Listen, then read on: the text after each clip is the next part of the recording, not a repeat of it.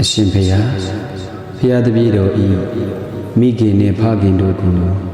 ဆောက်ရှောက်ကြကုန်သောနတ်မြတ်နတ်ကောင်းနာအပေါင်းတို့သည်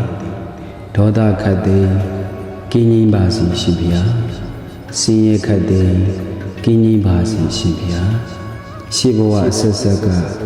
သူတော်စင်သူတော်မြတ်များပို့တာသောကောင်းမွန်သည့်မေတ္တာများကိုဖျားတပည့်တော်ဤမိခင်နှင့်ဖခင်ရရှိခံစားရပါစေရှင်ဖေယမပြည့်စုံတဲ့ဘဝမှာတော့တပည့်တော်ကိုပြည့်စုံအောင်ထားခဲ့ကြတဲ့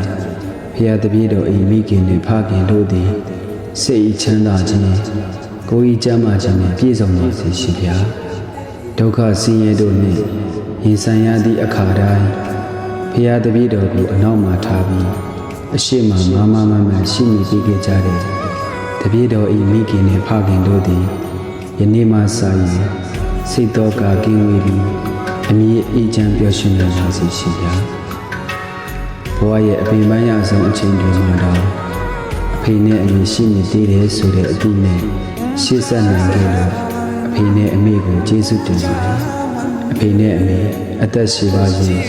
အဖေနဲ့အမေကိုအချိန်အကြာကြီးလှုပ်ကြွေးပြုစုနိုင်ပါစေတ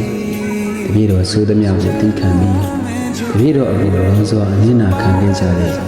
တပည့်တော်ရဲ့မိခင်နဲ့ဖခင်တို့သည်အနာရောဂါများကင်းရှင်းပြီးနှလုံးစိတ်ဝမ်းအေးချမ်းကြပါစေယနေ့ယခုအချိန်မှစ၍ဖျားတပည့်တော်၏မိခင်နဲ့ဖခင်တို့သည်ဘေးအတန်တန်ရန်အတွေ့တွေအန္တရာယ်အမျိုးမျိုးတို့မှကင်းဝေးကြပါစေကောင်းကျိုးလူရဆန္ဒပြည့်စုံကြပါစေရှင်ဗျာ